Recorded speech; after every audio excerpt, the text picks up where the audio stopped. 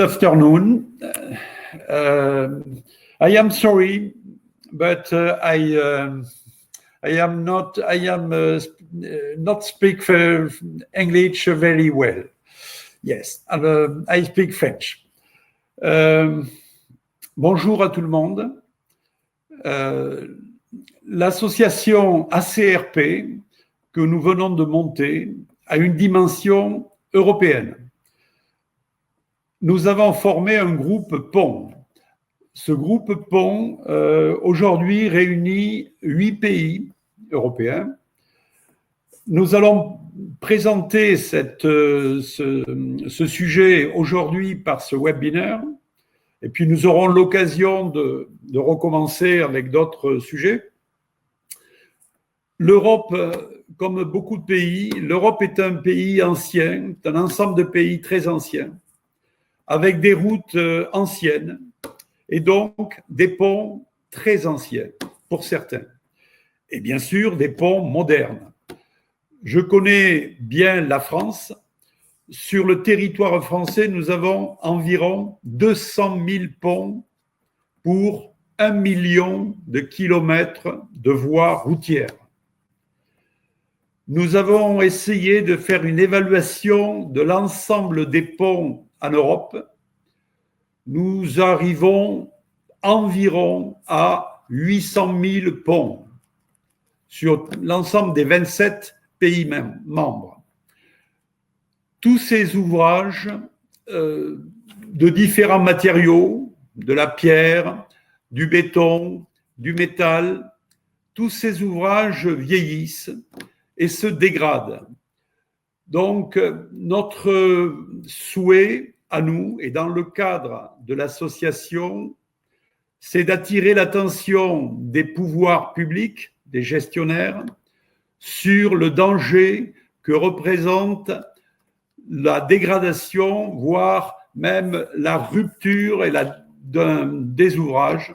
Nous avons eu malheureusement depuis quelques années des exemples importants sur certains pays. Et j'ai sélectionné, là, dans les premières images que vous allez voir, j'ai sélectionné une vidéo d'un ouvrage de type cantilever, pour les spécialistes, qui n'a pas prévenu et qui s'est effondré sur des voitures en circulation. Donc, nous allons être de plus en plus confrontés à ce problème. Alors, je vais passer la parole à Amelie Shafer, qui est à côté de moi, qui est bien plus jolie que moi, et qui va vous présenter le PowerPoint que l'on a préparé. J'interviendrai quand elle me le demandera. J'essaierai de comprendre un petit peu ce qu'elle dit et d'intervenir s'il y a lieu. Voilà, je vous souhaite un bon webinaire. Okay, hello everybody. So let me just translate Christian Tridon's introduction. So the association ACRP, which is organizing this webinar, has a European dimension. Within ACRP, a group on bridges has been established, gathering 8 European countries. And during this webinar, we are going to present the main issues arising around bridges in Europe. So Europe is an old continent with old roads and most of all old bridges. Just to give you some context information, in France there are 200,000 bridges for 1 million kilometer of road network, and we evaluate that within the EU there would be 800,000 bridges on the 27 European countries. The materials of the bridges, they are often made of metal, stone, and they are aging. And the wish is to, in the context of ACRP, is to draw attention on the aging and the diseases of bridges. We are going to show you an example of a bridge which is going to collapse on cars which are underneath the bridge. And we have to be aware that this is a more and more common problem to which we are going to be confronted. So Anita, can we see the video, please?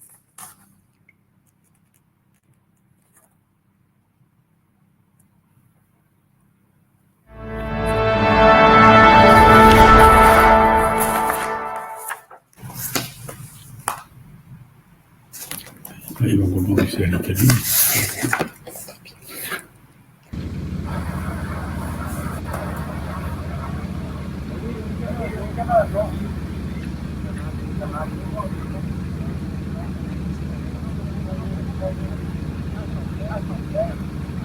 Donc je passe les vidéos. C'est bon, c'est pas ça. C'est ça.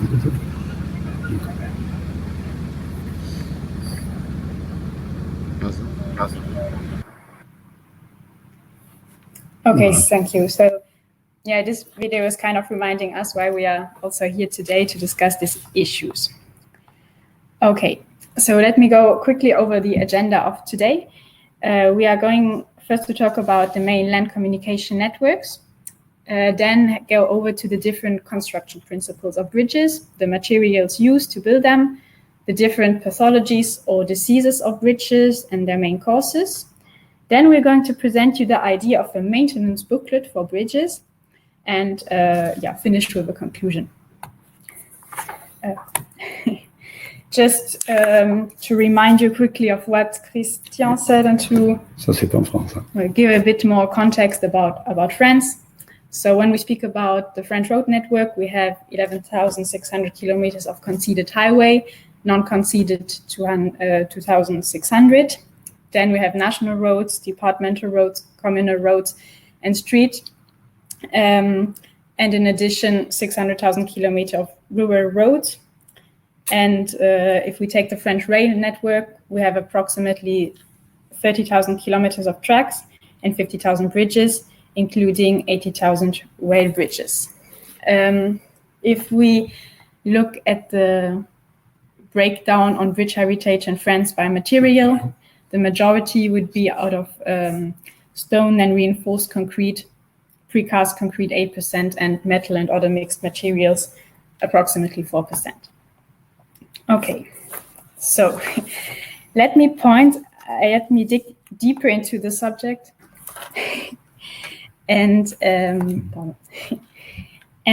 me point out to the fact that we have three different land communication networks. So roads, railroads, and waterways. Why are we insisting on this? Well, because bridges are used and built on all of these three communication networks. So let's start with the basics and let us explain you the different principles of bridge construction with a series of pictures. So we first have the single arch bridge of, let's say, Roman inspiration. Then we have some examples of concrete bridges. Let me point out to what is underlined here. Number 3, for example, it's an open gate bridge, and number 10 is a bowstring bridge. I don't know if you have ever taken the Paris metro, but on overhead lines, they are built on bowstring bridges. And here you see other types of bridges. In the first line, we would have arch bridges. In the middle, a suspension bridge, and the under a cable stayed bridge. Okay, and here you have an example of a bridge between connecting land and an island, an example of a lift bridge, of an arc bridge, another one, a suspension bridge, and a cable stayed bridge. And little anecdote bridges that we see in our daily life without noticing. Qui rassemble tous les pays européens. And which connects all the European countries, actually. It's a nice symbolic. Okay, so now let's see which main materials are used to build bridges. So we first have wood, which is very little used nowadays. But actually, the Romans built many wood bridges, but the one that survived over the centuries are the stone bridges. Stone was used until the beginning of the 20th century, brick also. And then we had metal, and metal was key actually to produce resistant concrete later on, which was used since the beginning of the 20th century. Then we have materials of tomorrow, let's call them so. They are more ecological and sustainable. They should be more impact resistant and have a better compressive performance. Okay, and now let me head to the topic of how bridges were built and with which materials. So ancient bridges were built by the use of a pile driving machinery designed to drive piles into the soil to provide foundation support for bridges and other structures. So here you have an example of a driving site for wooden piles. And here another diagram of a foundation on wooden piles. You see the wooden piles below. Wood. Okay, let's move ahead from stone or wood to cement and then concrete. And this is kind of a big story and a long story. So here we distinguish three material evolutions: the hydraulic binder, the concrete, and the reinforced concrete. The hydraulic binder will long be known as artificial stone.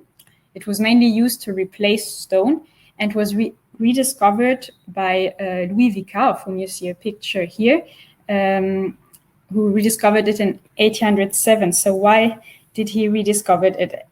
Let me just explain you first what hydraulic binders are. These are ingredients that harden after the addition of water. So they provide strength to concrete or mortar. And hydraulic cement sets and becomes adhesive due to a chemical reaction between the dry ingredients and the water. And actually, this chemical process was already found by ancient Romans, but rediscovered many centuries later. Yeah, and here you have a little picture of the cement factory. So, but in order to get from cement to concrete, reinforcing schemes were needed.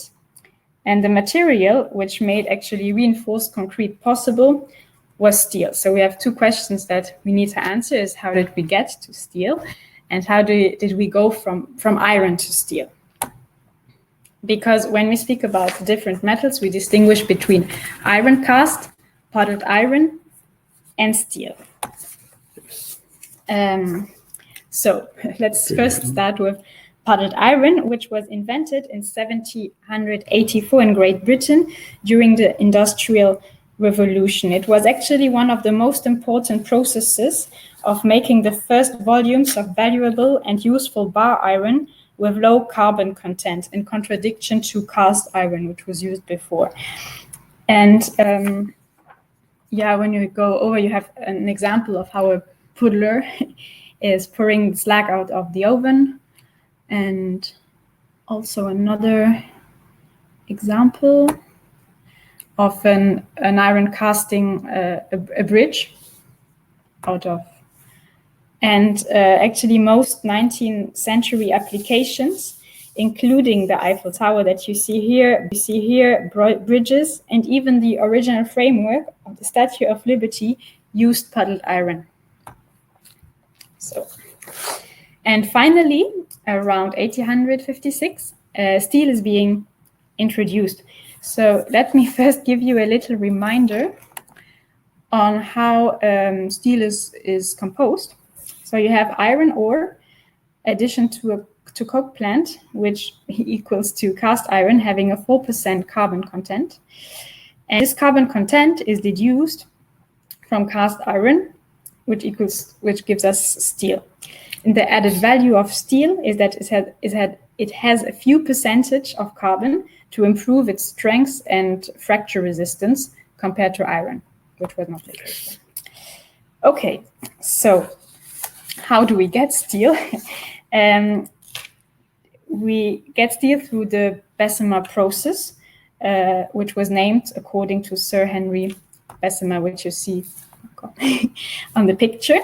So the key principle is the removal of impurities from the iron by oxidation, with air being blown through the molten iron. So the Bessemer converter is a cylindrical steel pot. Air is blown in through openings toward the bottom, creating oxides of silicon and manganese, which become part of the slag, and of carbon, which are carried out in the stream of air.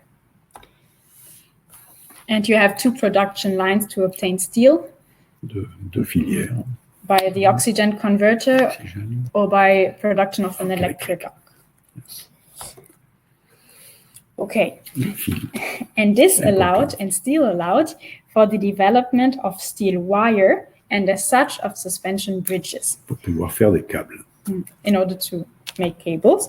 So Ferdinand Arnaudin was regarded as an inventor actually of the transporter bridge. And he was the first to patent this idea in 1887. Finally, in 1875, the first reinforced concrete bridge was built by Joseph Mounier, whom you see in the picture. Reinforced concrete is concrete in which steel is embedded in such a manner that the two materials act together in resisting forces and absorb the compressive stress. Perhaps the first bridge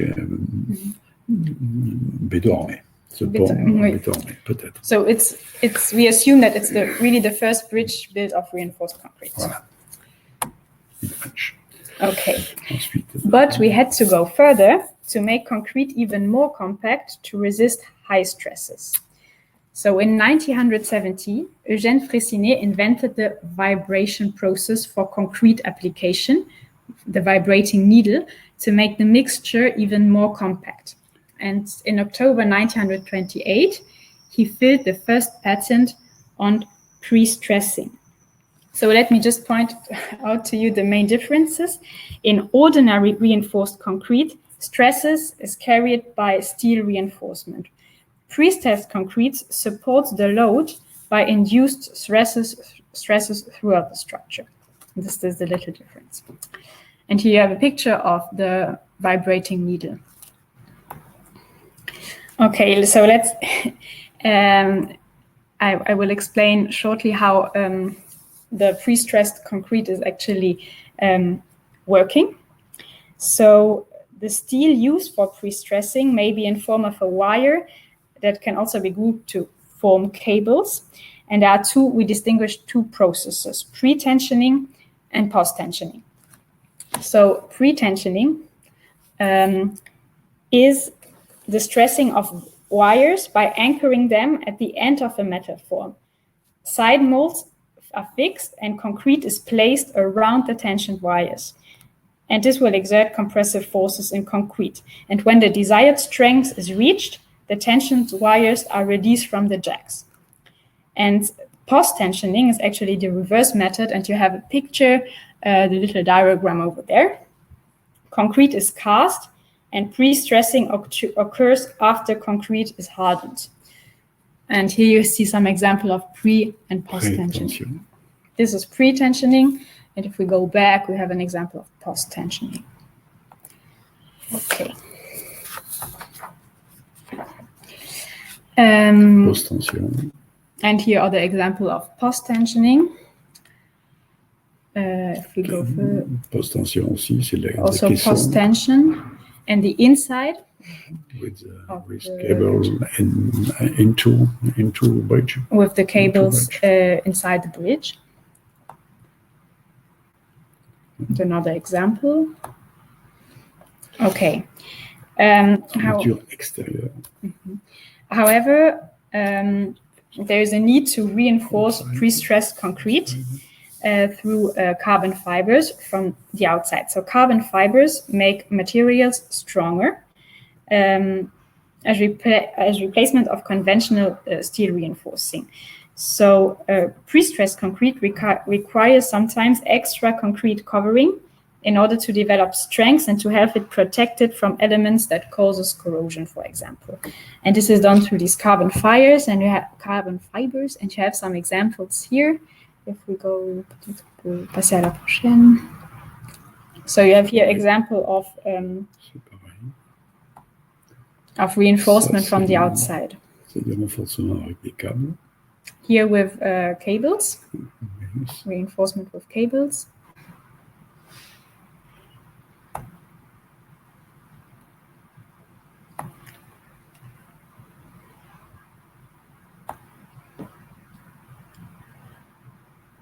C'est pour renforcer une poutre par de la précontrainte extérieure. Here you can reinforce through external pre-stressing. Yes. Okay, and now let's head to the core part of the webinar and explain the main pathologies or the main diseases of concrete bridges. And we distinguish between two kinds of disorders. The first kind would be disorders of mechanical nature due to a surcharge which is not taken into account, to insufficient reinforcement, to the phenomenon of vacuum thrust, and to the effects of the thermal gradient. It means when it's either too hot or too cold and the difference between the two temperatures. The second kind of disorders are of physical-chemical nature. They concern carbonation, the effects of chloride, meaning when salt penetrates the concrete, the internal swelling of concrete, and here we distinguish between the internal sulfatic reaction and the alkali granulate reaction. And then we'll also have the effect of freezing. And here you see some example of a concrete facing which is affected by carbonation, for example. Another example. Here you have the example of the internal sulfatic reaction, and you see how the concrete is crackling. An example of the alkali granulate reaction. The same. It's kind of the same. You see actually the same pathologies. So it's similar. Same problem. It's the same problem. Yes. Here you have the corrosion of the frame or the reinforcement of the bridge, and the corrosion, the steel corrosion on concrete. The special causes of pre-stressing wear is a loss of traction due to injection defects, for example, or vacuum thrust, so cable deflection, due to corrosion and cable breaks. And here you have some example of cable breaks, actually. Okay, and let's head to actually another very nowadays topic, the direct influence of climate change on engineering structure. The main cause and consequences would be the decrease in the water level by about 60 centimeter average over the last 50 years, the venting of pile heads, the removal of river weirs causing an increase in flow velocity, regressive erosion on structures, and ravening and loosening of soil. Here I have some examples. And now some recent disasters and collapses of bridges. An older one of the Wilson Bridge in Tours in France, which collapsed in 1978. In French. Bridges over flooded rivers, also in France. Another example. This was in the US. Minneapolis. Pareil. Same. US. Indonesia. États-Unis. US. French. Réunion Islands in France, belonging to France. French. In France too. French. In France, many French examples.